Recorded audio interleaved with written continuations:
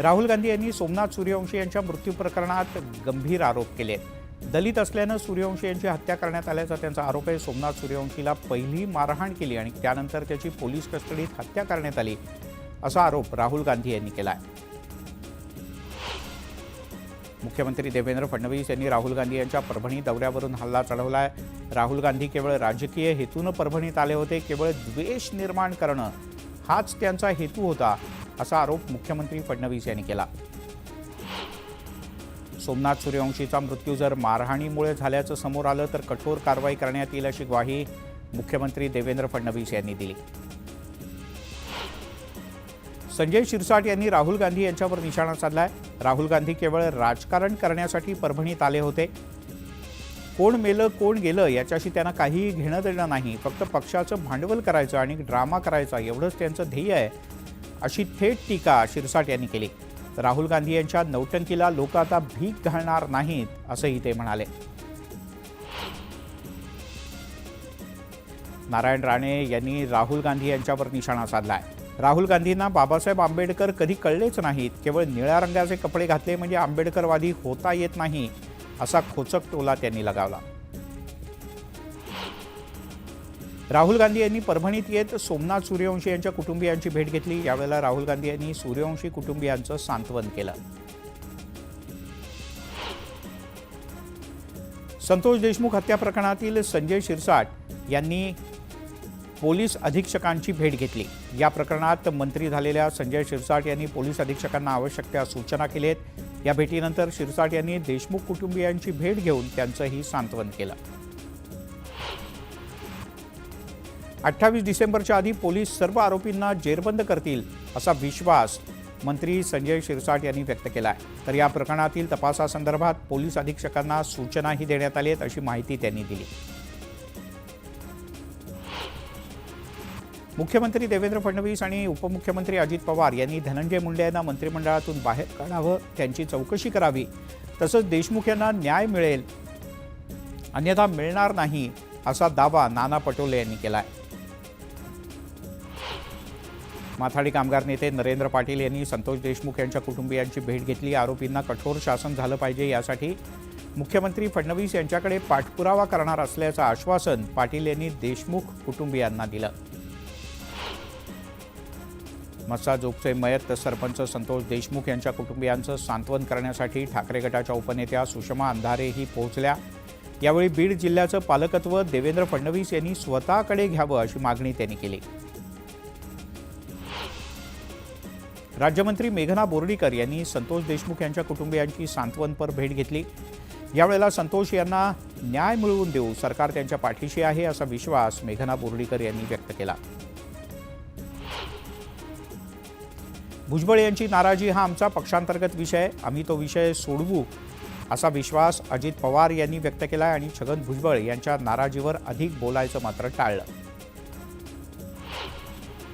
छगन भुजबळ केंद्रीय गृहमंत्री अमित शहा यांची लवकरच भेट घेणार असल्याचं कळतं. देवेंद्र फडणवीस यांची भेट घेतल्यानंतर आता भुजबळ अमित शहा यांची भेट घेणार आहेत. नाराज छगन भुजबळ यांनी देवेंद्र फडणवीस यांची भेट घेतली. फडणवीस यांनी माझं म्हणणं ऐकून घेतलं. 8 ते 10 दिवस मला द्या, पुन्हा एकदा भेटून यावर मार्ग काढू, सगळं शांततेत घ्या असं फडणवीस म्हणाले अशी माहिती भुजबळ यांनी दिली आहे.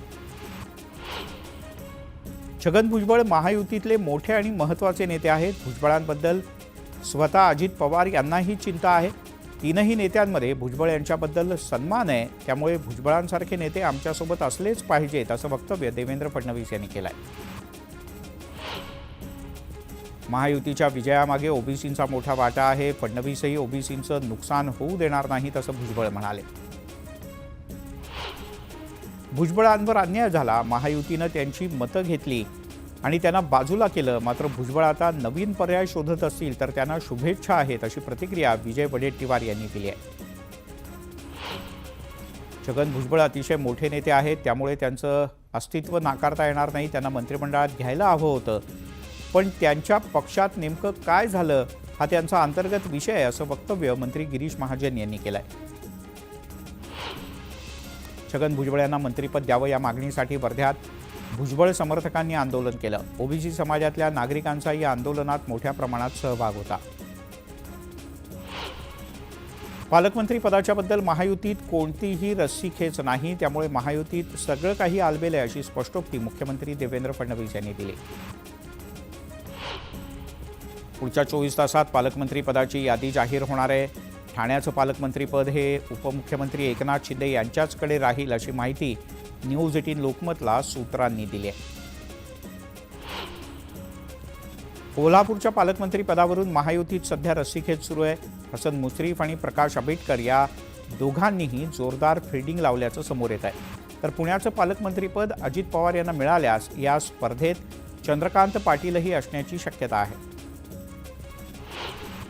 रायगडच्या पालकमंत्रीपदावरून महायुतीत पुन्हा एकदा कलगीतुरा रंगण्याची शक्यता आहे. अदिती तटकरे यांनी पालकमंत्रीपदासाठी इच्छुक असल्याचं म्हटलंय. तर भरत गोगावले सुद्धा पालकमंत्रीपदासाठी दावा करून उभे ठाकलेत.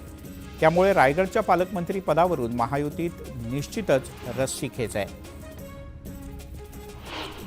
रायगडच्या रोहा शहरात मंत्री अदिती तटकरे यांचे भावी पालकमंत्री अशा आशयाचे बॅनर्स आणि होर्डिंग्स लागलेत.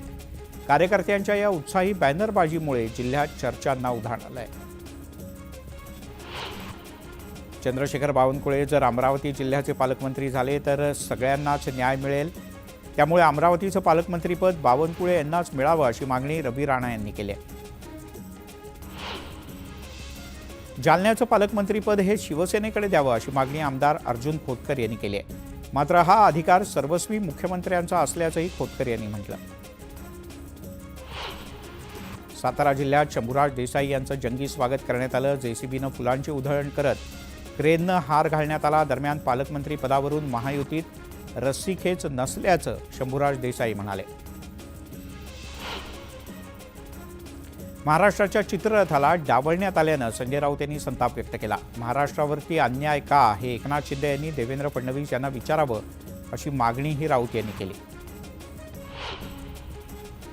महाराष्ट्राच्या चित्ररथाला मागच्या 4 वर्षांपासून सातत्यानं संधी मिळते. त्यामुळे यावेळेला महाराष्ट्राच्या चित्ररथाला डावलण्यात आलेलं नाही अशी माहिती मुख्यमंत्री देवेंद्र फडणवीस यांनी दिली.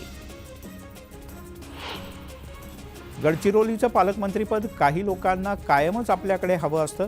गडचिरोलीमध्ये ज्या मायनिंग कंपन्या आहेत, कोट्यावधी रुपयांचे उद्योग आहेत, त्यातून मलिदा मिळावा त्यासाठी हे सगळं सुरू असल्याची टीका संजय राऊत यांनी एकनाथ शिंदे यांचं नाव न घेता केली आहे. कालचा लग्न सोहळा राजकीय विषय नाही. उद्धव ठाकरे आणि राज ठाकरे हे एका कौटुंबिक कार्यक्रमाच्या निमित्तानं एकत्र आले होते. यामागे काहीही राजकीय हेतू नव्हता अशी प्रतिक्रिया संजय राऊत यांनी दिली आहे. अधिवेशन संपताच अजित पवार प्रशासकीय कामांमध्ये सक्रिय झालेत. पुण्यातील विविध कामांचा अजित पवार यांनी आढावा घेतला. महसूल मंत्रीपदी निवड झाल्यानंतर चंद्रशेखर बावनकुळे यांनी नागपुरातील विभागीय आयुक्त कार्यालयात बैठक घेतली. अधिकारी आणि कर्मचाऱ्यांच्या भेटीगाठी घेत त्यांनी कामकाजाचा आढावा घेतला. वर्ध्यात मंत्री झालेल्या शिष्यानं राजकीय गुरूची भेट घेतली. राज्यमंत्री पंकज भोयर यांनी माजी खासदार दत्ता मेघे यांचे आशीर्वाद घेतले. मंत्री भरत गोगावले यांची महाड शहरातून भव्य रॅली करून मिरवणूक काढण्यात आली. आगमन होताच भरत गोगावले यांच्यावर कार्यकर्त्यांनी फुलांचा वर्षाव केला. ग्रामविकास मंत्री जयकुमार गोरे यांचं सातारा जिल्ह्यात आगमन झालं. यावेळेला त्यांचं जंगी स्वागत करण्यात आलं. मंत्रिपद मिळाल्यानंतर जयकुमार गोरे यांनी पोवई नाक्यावर छत्रपती शिवरायांच्या पुतळ्याला सगळ्यात आधी अभिवादन केलं. शालेय शिक्षण मंत्रिपदाचा कारभार स्वीकारताच मंत्री दादा भुसे हे ॲक्टिव्ह मोडवर आलेत. भुसे यांनी अचानक ग्रामीण शाळांना भेट देत पाहणी केली. यावेळी त्यांनी विद्यार्थ्यांशी संवाद साधून त्यांच्या समस्या जाणून घेतल्या. नीरा रोडच्या नयानगर परिसरात बाईकवर स्टंटबाजी करणाऱ्या तरुणाला पोलिसांनी अटक केली आहे. 17 डिसेंबरला न्यूज 18 लोकमतनं या बाईकच्या स्टंटबाजीची दृश्य दाखवली होती. यानंतर पोलिसांनी लगेचच संबंधित तरुणाला ताब्यात घेतलंय. भाईंदर पश्चिमेकडील एसटी डेपो दयनीय अवस्थेत आहे. प्रवासी आणि कर्मचारी दोघांनाही याचा मोठा त्रास होतोय. डेपोत कर्मचारी नसल्यानं चौकशीसाठी आलेल्या प्रवाशांची सुद्धा गैरसोय होते. लातूर महानगरपालिकेनं मोठी मोहीम हाती घेत मुख्य बाजारपेठेतलं अतिक्रमण हटवलं. चोख पोलीस बंदोबस्तात मुख्य बाजारपेठेतली सगळी अतिक्रमणं पालिकेनं हटवली आहेत. रब्बी हंगामासाठी धरणगावातील शेतकऱ्यांना गिरणा धरणातून 3 आवर्तनं सोडली जातात, पण डिसेंबर महिना संपत आला तरीही पाण्याचं आवर्तन सोडण्यात न आल्यानं शेतकऱ्यांवर दुबार पेरणीचं संकट ओढवलंय. त्यामुळे शेतकऱ्यांनी पाटबंधारे विभागाला पत्र देत भेटत एक निवेदन सादर केलं आणि पाणी सोडण्याची विनंती केली. गेल्या काही दिवसांपासून छत्रपती संभाजीनगरमध्ये ढगाळ वातावरण आहे. त्याचा फटका पिकाला बसतोय. ढगाळ वातावरणामुळे थंडी नसल्यानं गव्हाची वाढ थांबली आहे. त्यामुळे शेतकऱ्यांवर मोठं संकट आहे. धानाला गेल्या वर्षीप्रमाणेच हेक्टरी 20,000 रुपयांचा बोनस मिळणार आहे. यात 25,000 रुपये हेक्टरी बोनस न दिल्यानं विरोधकांच्याकडून टीका केली जाते. धाराशिवमध्ये सध्या भाजीपाल्याचे दर काही प्रमाणात कमी झाले आहेत. तरी भाजीपाल्याच्या फोडणीसाठी लागणारा लसूण मात्र 400 रुपयांवर गेलाय. लसणाची आवक सुद्धा कमी झाल्यानं भाव वाढल्याचं व्यापाऱ्यांचं म्हणणं आहे. वाशिम जिल्ह्यात मागच्या 2 महिन्यांपासून हरभऱ्याच्या दरात चांगली वाढ झाली आहे. बाजार समितीत हरभऱ्याचे दर 7,000 रुपये प्रति क्विंटलपर्यंत पोहोचले आहेत. कल्याणमधील आडिवली गावात एका मराठी कुटुंबाला मारहाण करण्यात आली. सखोल चौकशी करून या प्रकरणी कठोर कारवाई करण्यात यावी अशी मागणी आता जोर धरते आहे. मराठी कुटुंबाला मारहाण झाल्याप्रकरणी सरकारनं अद्यापही चौकशी केलेली नाही. त्यामुळे ठाकरे गट आक्रमक झालाय. आरोपीला तात्काळ अटक करण्यात यावी, अन्यथा ठाकरे गट रस्त्यावर उतरून आंदोलन करेल असा इशारा दीपेश म्हात्रे यांनी दिलाय.